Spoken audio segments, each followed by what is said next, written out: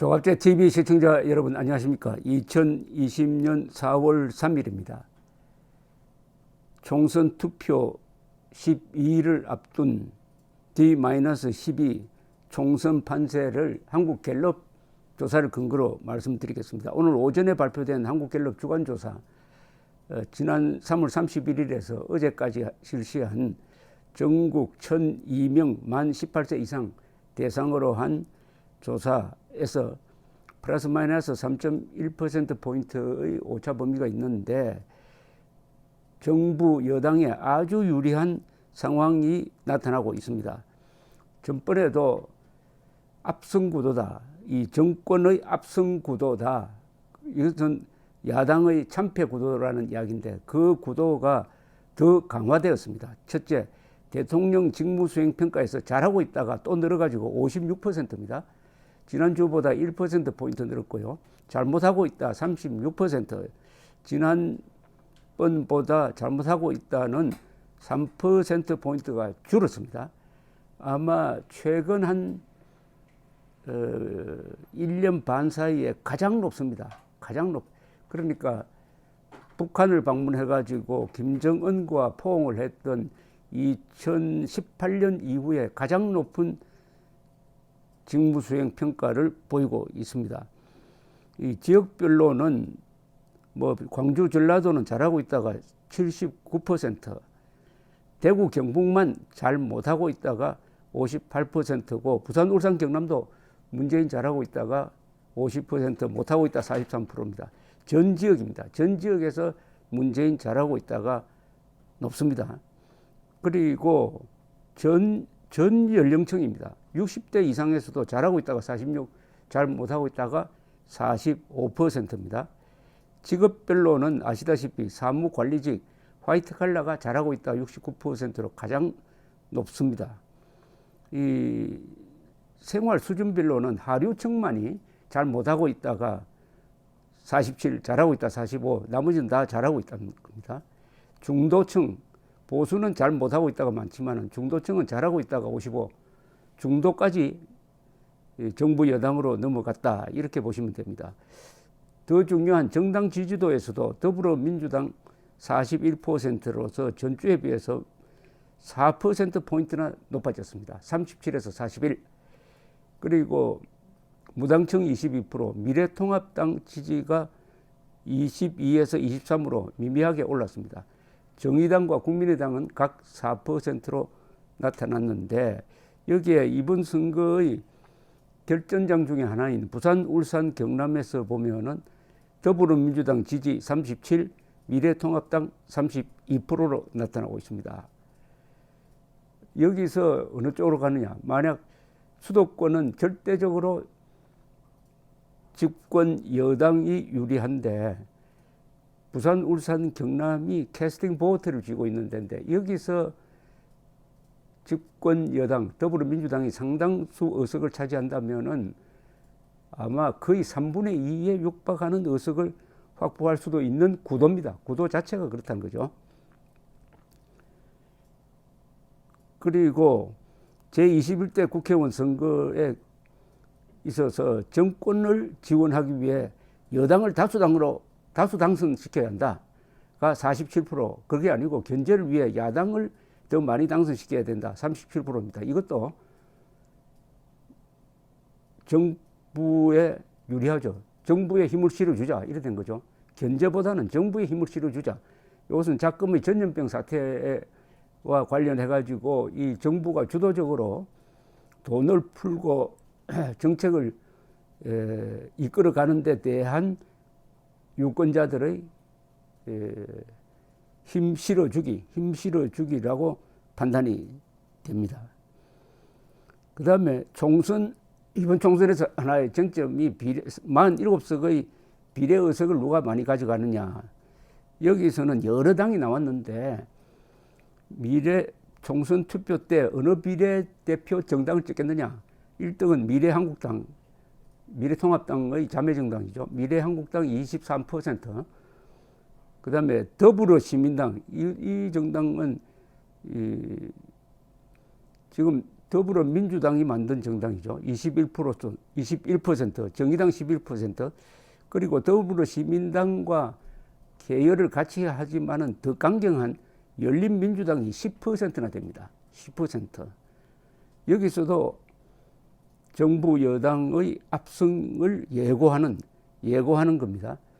그리고 다른 정당은 보면은 정의당이 11%로서 상당히 올랐습니다. 7%대를 달리고 있다가 최근에 와서 다시 결집하는 모양새입니다. 그리고 우리공화당이 1%, 국민의당, 안철수의 국민의당이 5%, 열린민주당 10%, 민생당이 좀 저조하네요. 2%, 미래한국당이 23%, 더불어시민당 21%, 아직도 부동층이 25%나 남아 있습니다. 그러니까 범야권, 범여권 이렇게 나눈다면은 여기서도 범여권이 압도적인 것이다 이렇게 되는데, 이 갤럽에서 이 비례대표 정당 조사 결과에 의한 예상 득표율을 한번 계산을 해봤어요. 거기에 보면 미래한국당이 31%를 받을 것이다.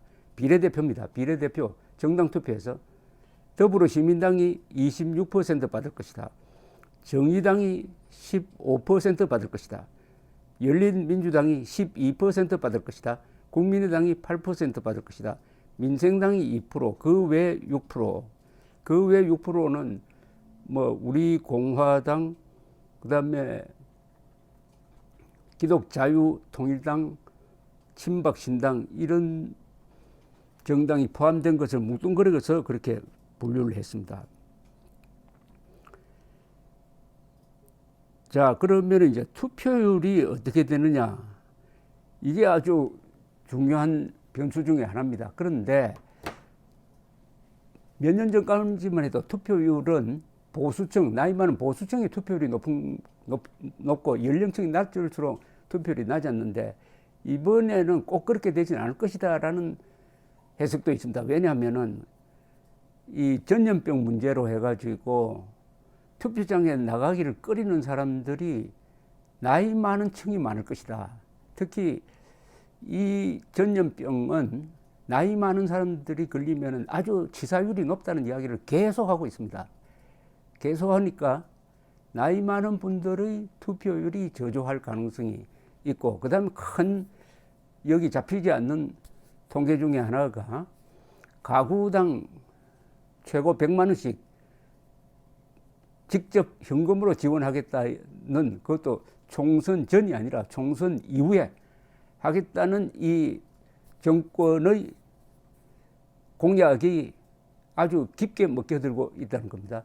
요사이 만나보면은 보통 총선을 앞두고 화제는 누가 당선될 것 같으냐, 당신 동네는 어떠냐 이런 건데, 요사이 만나보면은 당신은 100만 원 받는 데 속하느냐 안 하느냐, 속하는 사람은 기분이 좋겠지만 속하지 않는 사람은 왜 내가 속하지 않느냐, 이렇게 따지는 대화가 오히려 더 많다는 겁니다. 그래서 여러 가지를 종합을 해봤을 때 지금 미래통합당 등 이 자유우파 진영에서 과반수 의석을 확보한다는 것은 매우 어렵다.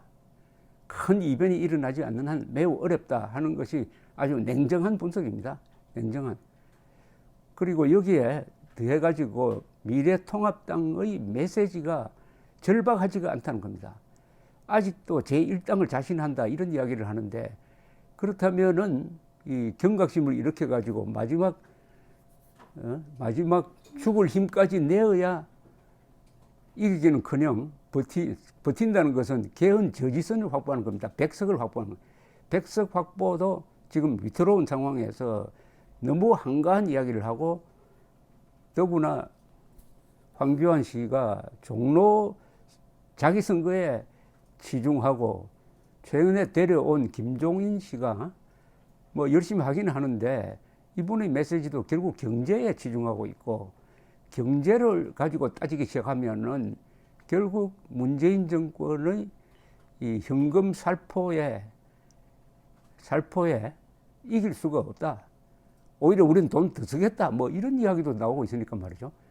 그래서 결국은 이번 선거의 절박성을 어떻게 표현하느냐. 자유를 지킬 수 있는 마지막 기회라고 하든지, 피를 흘리지 않고 자유를 지킬 수 있는 마지막 선거라고 하든지, 자유냐 노예냐라고 하든지 이 프레임을 바꿔야 되는데, 이것도 답답한 게 시간이 12일밖에 남지 않았다는 이 사실입니다. 다만 천우신조란 말이 있죠. 하늘이 돕는다. 하늘이 돕는다는 것은 이변이 일어난다는 것인데, 그러나 하늘이 돕기 전에 진인사 대천명해야죠. 사람이 할 수 있는 모든 일을 다 하고 그 다음에 하늘이 돕기를 바라야 되는데, 지금 자유우파 진영에서 그렇게 하고 있는지, 그것은 아마 하늘이 어떻게 응답하는지 보면 알게 될 것입니다. 감사합니다.